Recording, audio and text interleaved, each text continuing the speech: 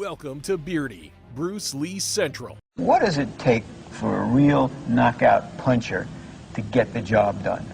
Well, there's a certain kind of knockout punches.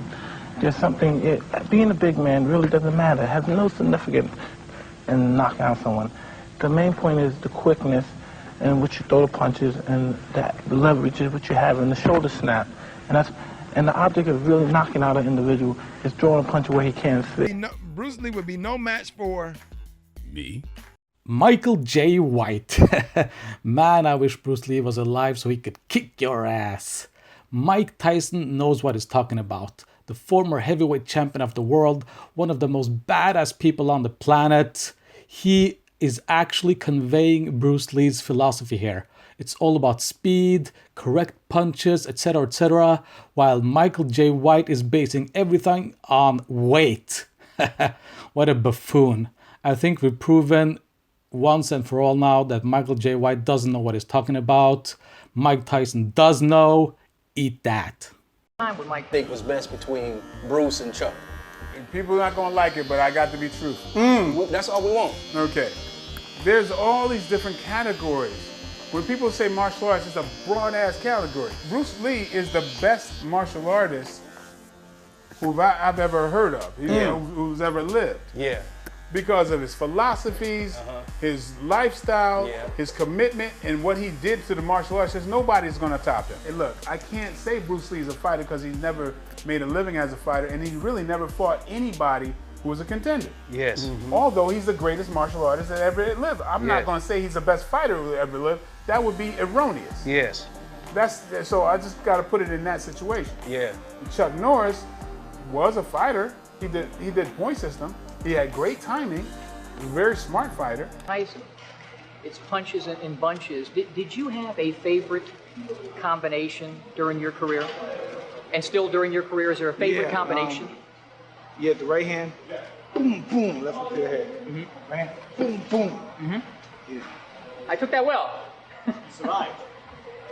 We're talking about punching power. Do you believe, like I do, Mike, that it's a God-given talent?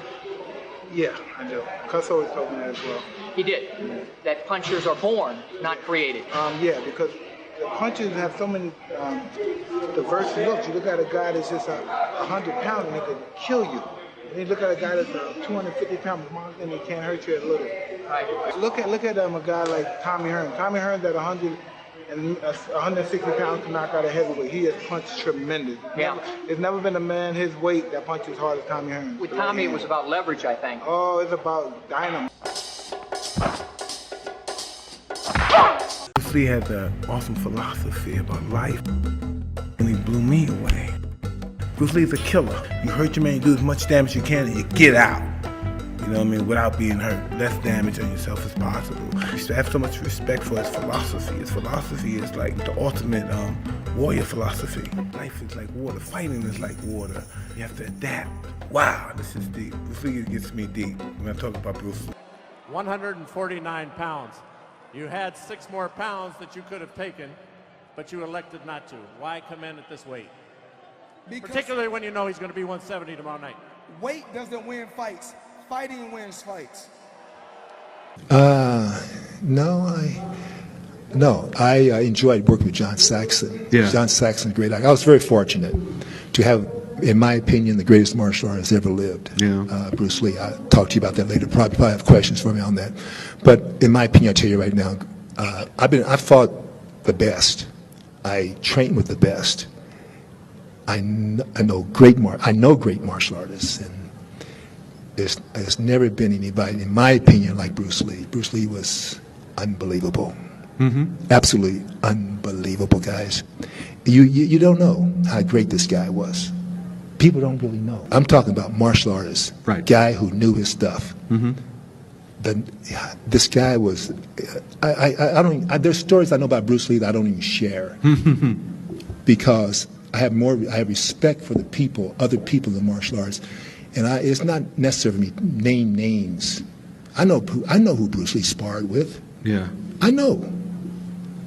They won't tell you, but I know people he sparred with. I never mention their names either. But Bruce Lee was untouchable. Yeah.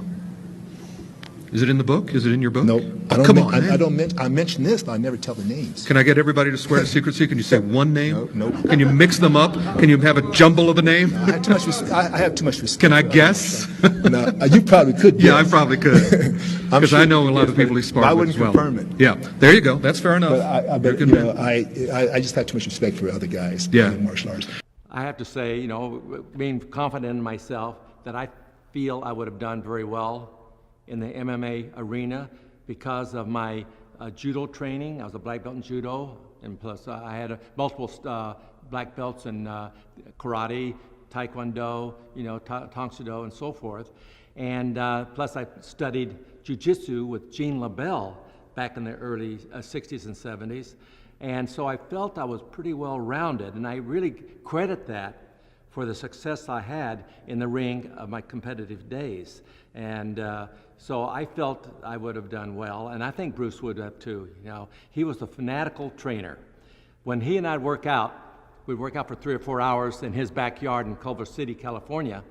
And after we finished working out, we'd go into the living room, and I'd sit down on the couch, and Linda, his wife, would bring me a glass of iced tea. Well, Bruce would drop down on the floor and start doing crunches. I said, Bruce, you know, there's times to relax too. You know, you need to relax as well, because you'll burn that engine out if you keep right on training all the time. You've got to recharge your battery. And but Bruce had a hard time doing that. He had a hard time recharging his battery. I've no doubt he would have been world champion in MMA, no doubt. He's fluid, he's loose, he's fast. His movement is fluid, it's efficient, it's functional. So many guys are addicted to strength and conditioning and just get bulked up and stiff and slow, and Bruce was free.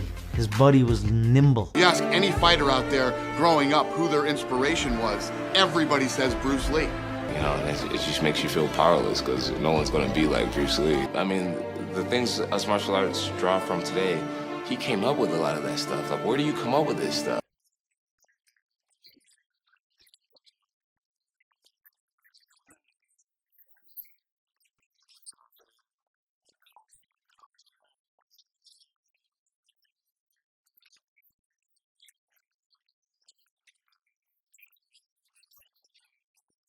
He hit extremely hard. He could hit as hard as a heavyweight. He had real fast twitch muscle fibers, something he's born with. He trained hard. He worked on a lot of his stabilizers and muscles, and especially his speed. I always thought he was like the fastest guy who ever stood in front of me. He had incredible, what I call kind of a Zen level of consciousness. In psychology, we call it the implicit level of consciousness. You didn't know when he was going to squeeze that trigger. And he always knew when you weren't ready. He had blinding speed, especially with his hands. And I know that's because he stood in front of me and he popped me a few times. So I've always told people, I know how hard Bruce Lee could hit. I know how fast he was because he nailed me. And I've always told people, I know what real Jeet Kune Do was because I got popped with it a few times. Always a big fan of Bruce Lee. I believe in that style. I believe in that martial art philosophies. You know, I don't believe in. You know, I have to say, when I used to study some of these, a lot of these Samuels and Jackie's films, you know, to me they were all great, you know, classics. I learned a lot from them, but there was certain soul, and there was certain soul that was missing. Missing things that I saw in Bruce Lee's films. Certain little bit of personal finesse, flavors. I wanted to bring out the martial arts as a martial art actor, like what Bruce Lee did. I want to go full out and bring in that flavor out. So I was studying all their films and studying, you know, how do I bring that flavor? And obviously I brought some like Ali Shovel and Muhammad Ali, Sugar Ray Leonard, and the hands and everything, and you know, the interpretation of the boxings. But actually it was nothing new. It was just I brought brought it, I've sophisticated it a little bit more as far as the movement and the camera angles.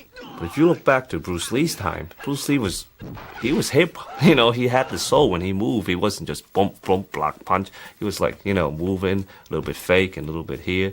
Very rhythmic, you know, very, he had a lot of tempo behind it, you know. And I think a lot of Hong Kong guys, after Bruce Lee passed away, didn't really captivate that, you know. They look at Bruce Lee, oh, it's great. But then they try to copy his very surface movement, like the nose, the scream, or striker pose. But look beyond that, you know. It was about rhythm. It was about tempo, the way he shuffled, the way he moved, the way that made very unique to the eyes. And with that in mind, you can take it to any level. You can use that as a period film interpretation or a modern interpretation. If you look at Once Upon a Time or Dragon Gate or Butterfly or whatever movements, I actually have the same principle, you know, having the tempo, that soul, and striking different poses. It could be a period film poses, or it could be a modern, you know, kickboxing poses. To me, they're all the same, you know. It's how you interpret. I think there's a certain level of martial art acting, martial art performance on screen. You can be good, and you can be great. Being great, you can't just come into the picture and just being able to act good and throw 1-2 movements. You cannot. I refuse to believe that. I think, yes, you know, there's technology today, you know, you can CG, you can have all these special effects, but when it comes down to real feeling, emotions, you know, physical ability is part of emotion too. That's why Bruce Lee is so